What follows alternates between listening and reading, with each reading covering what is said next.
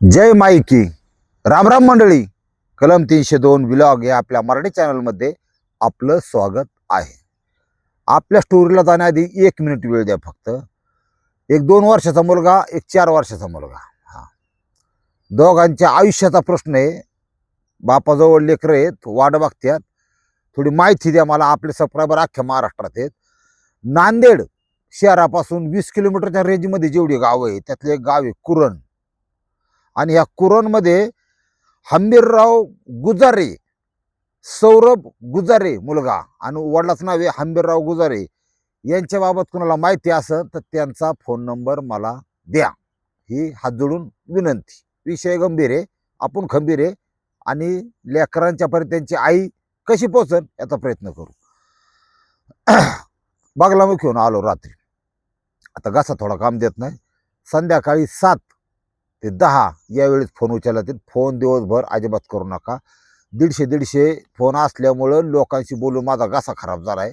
थोडंसं सपोर्ट करा, सहकार्य करा. आजची जी स्टोरी आहे ह्या स्टोरीकडे जाण्याआधी एक महत्त्वाचं सांगायचं असं होतं की आता बाहेर गेल्यावर कळतं की बाहेरचं जे कसं आहे ना आपलं कसं आहे. आपलं तुम्हाला तुम्ही जिथं राहत आहे किंवा तुम्ही जिथं महाराष्ट्रात आहे ना, याच्यासारखा सुंदर बाग कुठंच मला अजून नाही गावला बरं का. अजिबात नाही. मी सगळीकडे फिरतोय. प्रचंड अंधश्रद्धा, प्रचंड गरिबी, आणि लोकांची मानसिक पातळी हीच कमी आहे मुळात. लक्षात घ्या. त्यांना नुसतं असं येडं बनवून ठेवलंय, एक प्रकारे कैद करून ठेवलंय असं समजा. सिस्टीम कशी काम करते लक्षात घ्या. पण महाराष्ट्रात थोडी परिस्थिती वेगळी आहे. हा, जी सत्तेवर बसल्यात यांच्याबद्दल लोकांच्या मनात चीड आहे, याचा अर्थ लोक प्रगल्भ आहेत, हुशार आहेत, याचा अर्थ असा होतो. हा, आणि काही आंधळी भिंदळी असते, अंधभक्त म्हणतात. ते आंधळी म्हणजे अंधभक्त सध्या लय वळवळ करत नाही. त्यांना मध्ये टोल खावं लागतं ना कुठं बी. हा, ह्यो माझा आणि त्यो माझा म्हणलाय की तुझा कसा आहे तू नीट बघ, ध्यानात ठेवा. नुसतं तुला 5,000 10,000 मिळलं म्हणून तो उड्या हाणायच्या जिकडं गुगऱ्या तिकडं उदे उदे नाही चलत. सगळे अडचणीत आहेत. हा, सध्या महाराष्ट्राची परिस्थिती थोडक्यात एका शब्दात सांगतो. शेतकरी आत्महत्या अजून थांबलेल्या नाहीत. इतक्या गहन प्रश्नावर एखाद्या मंत्र्याचं जर लग्न असेल कोणाचं घरातलं परिवारातलं तर तो नाचतोय अशी परिस्थिती आहे. हा, आणि शेतकरी आत्महत्या थांबलेल्या नाहीत. इतक्या गहन विषय बोलणं सांगणं समजावून आमचं काम आहे. हा, बाकी सतर्क राहा. आणि येणारा काळ तुमच्या पुढच्या पिढ्या ज्याच्यासाठी तुम्ही आता बांध करताय ना तर तुम्हाला कधी माफ करणार नाहीत. हे अवलादी जर परत निवडून देताल तर ध्यानात ठेवा. ती पन्ना मुस्लिम युवक आहे, हातात कला आहे. आणि कला कोणती तुम्हाला सांगतो, 1 नंबर कला बरं का. लय पैसा. गॅरेज मेकॅनिक, कार दुरुस्ती असेल, मोटरसायकल असेल, ह्या गॅरेजमध्ये जिथं हात काळ पैसा जास्त. ध्यानात ठेवा. हा ते पन्ना मूळचा कर्नाटक मधला, आणि कर्नाटकमध्ये बेलारी नावाचा जिल्हा आहे, सिरुगुप्पा नावाचं गाव आहे. त्याला कळून चुकलं की आपल्याला पुणे मुंबई नागपूर अशा मोठ्या सिटीत गेल्याशिवाय आपलं काय पोट भरणार नाही, 4 पैसे कमवू शकणार नाही. पैसे कमवण्यासाठी म्हणून तिथं आला. एकटा अजिबात आला नाही. आपली सुंदरा घेऊन आला. तिला हसीना म्हणू, तिचं नावच ओरिजिनल हसीना आहे. हसीना मेहबूब शेख ही त्याची बायको. पोरसोर काय नव्हतं. आता हिचं कुठं लफडं विपडं आधी होतं का नाही हे काय आता माध्यमात नाही. सगळी ओरिजिनल नावं तुम्हाला सांगतो. तिने काय ते कबूल जबाबात दिलेलं नाही अजून. तपास अजूनही चालू आहे. पण घटना कशी घडली काय घडली डोक्यात घ्यावायचं. पोलीस स्टेशन हे शहापूर पोलीस स्टेशन. आपला मुंबईतून नाशिक हायवे ना निघाला ना की जंगल लागतं, इलाका लागतो. त्याच्यामध्ये शहापूर पोलीस स्टेशन आहे, आणि चिरपोली नावाचं गाव आहे. आता त्या चिरपोलीमध्ये सकाळ सकाळ पोलीस स्टेशनला, शहापूर पोलीस स्टेशनला जाडजूड झाली होती. 9-10 पोलीस कर्मचारी रात्रीचं गस्तवून आल्यावर काही कामं वगैरे ते काही ड्युटी होते. 9-9:30 वाजताच कॉन्स्टेबलचा फोन तर वाजला. बा कोण बोलतंय? मी जैतू बोलतोय. जैतू गदलू. मी पोलीस पाटील आहे. कुठलं पोलीस पाटील आहे? चिरपोली गावचं. बरं ठीक. काय विषय? साहेब इथं एक मृत व्यक्तीची बॉडी पडली आणि ती जळलेली आरती. खुनासारखा गंभीर घटना म्हणलं की पोलिसांना काय सांगावं लागतं, त्यांच्या डोक्यात येतं. लगेच वरिष्ठांना फोन केले. त्या महेश कदम गुन्हे शाखेचे PI महेश कदम त्यांची टीम तिथं हजर झाली. ते विषय कसा होता बघा. आता जी बॉडी पडली होती ही मुस्लिम व्यक्ती होती पहिली गोष्ट, पण तिचं नाव बिव काय माहित नव्हतं, कारण पुरावा काय कुठला जवळ नव्हता. तोंड आणि छाती ह्या भागावर पेट्रोल टाकून, कसं की अर्धा 1 लिटर पेट्रोल ठेवायचं, बॉडी वाचायचं पिटून द्यायचं. खाली काळी पडलेली, खाली पाय बी सेफ होते, वर बॉडी जळालेली. ही मोडस आरोपी कुठं वापरतो, गुन्हेगार कुठं वापरतो, की आपण ज्याचा खून केलाय त्याची ओळख पटू नये. ओळख पटली तर पोलीस आपल्यापर्यंत येऊ शकतात, ही मानसिकता असते त्यांच्या आतमध्ये. पण पोलिसांचं कसं असतं तुम्हाला माहिती, पोलीस हा फार हुशार असतो. असं समजायच नाही मिले किंग आहे, कुणी किंग नाही जगात. हा, त्यांनी त्या टीमनी सगळी व्यवस्थित पाहणी केली आणि यांनी तोंड विद्रूप केलं, बिघडून टाकलं. बिघडून द्या, काय अडचण नाही. सायन्स एवढं पुढे गेलेलं आहे. तुम्हाला माहिती आहे का, तुमचं प्रत्येकाचं आधार कार्ड आहे आणि ह्या आधार कार्डाला काय काय घेतलंय तुम्हाला माहिती आहे का? रेशनिंग गेला आपण बोटाचा ठसा वापरतो, बरोबर. तुमचं सगळं रेकॉर्ड सरकारकडे, सगळं. तुम्ही कुठेही गावला हरवला, तुम्ही स्वतःची तुमची बुद्धी गेली, तुम्हाला नावं कळा ना, तरी त्या तुमची बॉडी कुठं पडली तरी सापडू शकतो. कसं, त्या स्कॅनरला ते अंगठा लावला ना, ओके. तुमचे डोळ्याचे स्कॅनर प्रत्येकाचे वेगळे असतात, डोळ्याचं आतले ही ते वेगळं रेटिना म्हणतात त्याला, सगळं आहे सरकारकडं. त्यांनी ते घेतलं, त्याचं नाव आलं तिपन्ना आणि कल्याण पश्चिम म्हणजे मुंबईचा पत्ता आहे हा. तिथला चाळीतला आला बॉडी ॲड्रेस. पोलिसांनी लगेच संपर्क केला. आता पोलिस मदत करतात, ध्यानात ठेवा. तिथालची एक टीम तिथं हजर झाली. कोण आहे काय आहे, मग शेजारी पाजारी असतात, पत्ता शोधून काढला, ती व्यक्ती दाखवली, मृताची ओळख पटली. की 50% काम खुलं झालं म्हणायचं. गेले बा. म्हणले काय विषय, बायको म्हणले हाय ना, असे ना. कुठं राहत होती? नाही, इथं राहत नव्हती. शेजारी सगळं ओके सांगतात. शेजारी अत्यंत चांगली कामं करतात. तुमच्या मातीसाठी शेजारी बांध सुद्धा करतो. खरकाटा असं इकडे इकडे बघायचं, खून टाकल्या का दुसऱ्या दारावर टाकून द्यायचं.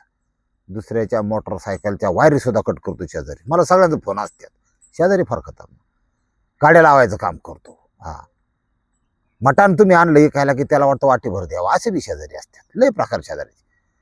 तरी पण माझं स्वतःचं असं म्हणणं आहे, शेजारी किती नालायक असू द्या, थोडंसं त्याच्याबरोबर संबंध किमान असणं गरजेचं आहे, बोलणं असणं गरजेचं आहे. याचं कारण म्हणजे तुम्ही घरात असता नसता जर काय वाईट घटना घडली, जर कशाचा स्फोट झाला, कुठं आग लागली, तुम्ही मदतीसाठी ओरडायला लागला, चोर आलं, काही होऊ द्या, शेजारी मदत करतो, कारण तो जवळ असतो. आणि दुर्दैवाची गोष्ट, नालायक जरी असला तरी शेजारी बदलता येत नाही.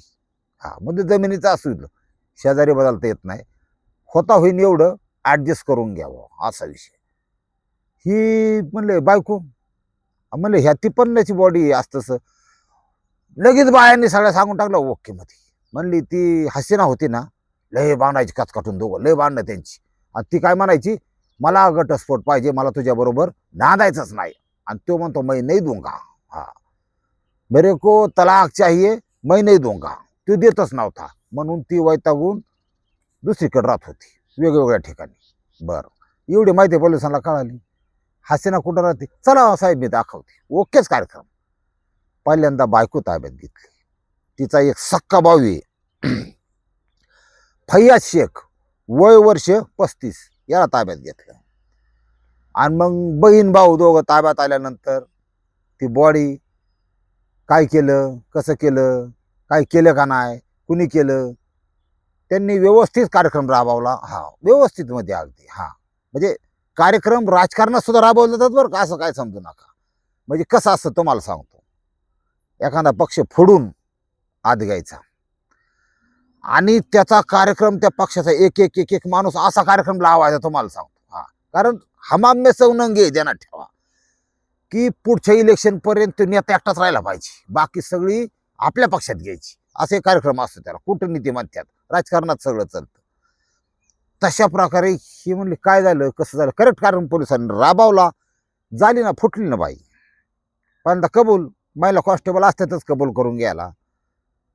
मग म्हणले और 2 रोटी पंटर आहे.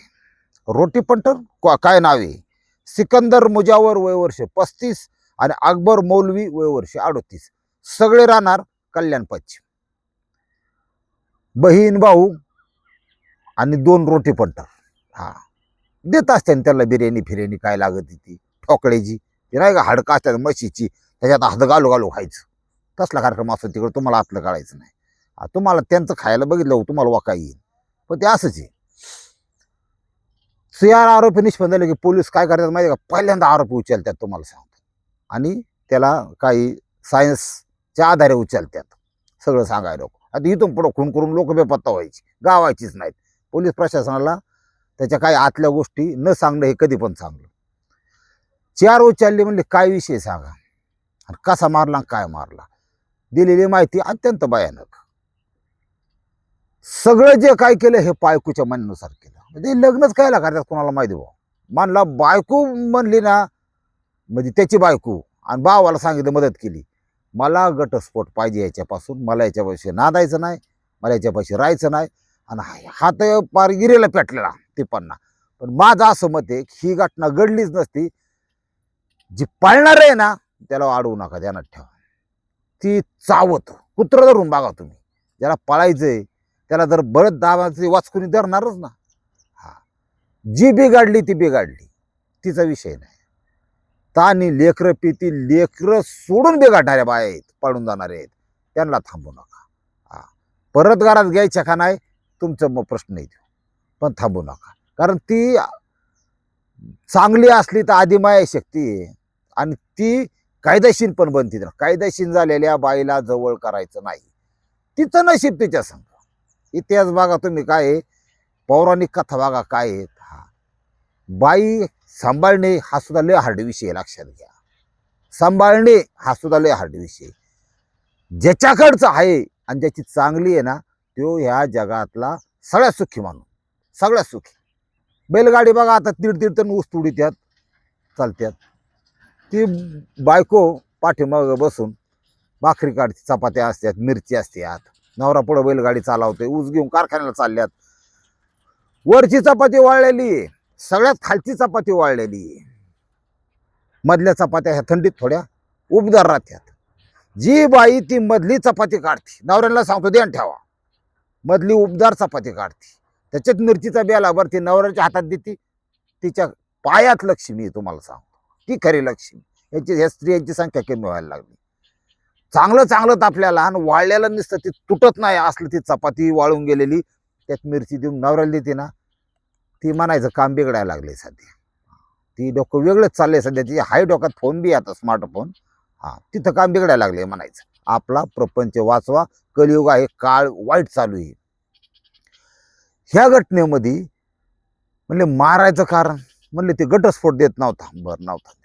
कुठं मारला, कसा मारला, तर तारीख 17 नोव्हेंबर या दिवशी कुर्णा जंगल आहे, मुंबई नाशिक हायवेवर कुर्णा म्हणून जंगलाचा परिसर आहे, त्या ठिकाणी या 3 जणांनी त्याला नेला आणि तिथं मारून टाकला. गळा दाबून मारला, ते काय हत्याराचा उपयोग नाही, तिथं गळावून मारला, कुर्णा टाकून दिला. पेट्रोल ओतलं वरून, ओळखू ना म्हणून काढ लावून दिली. सकाळच्या पारी कळलं असेल, जाणारे येणारी कोण असतात, लाकड तोडे असतात, चरणारे असतात, वास येतच. 4 दिवस बॉडी तशीच राहिली.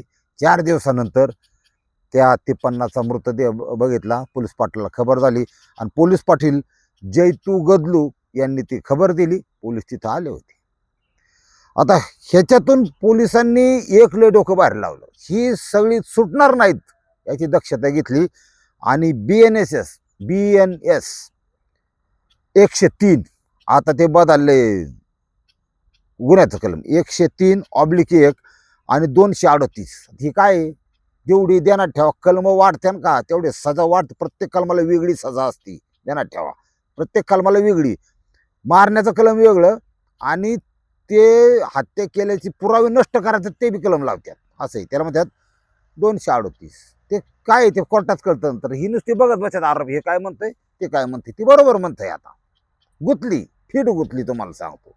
अशा प्रकारे ही हत्या झाली, आणि अशी हत्या होऊ नये म्हणून आपल्याला समाजामध्ये काम करायचंय. आपल्याला फरक पडतो, समाज लोक फॉलो करतात. आता आपण उद्या भेटू एका रंगारंग स्टोरी सकट. रामकृष्ण हरी माऊली.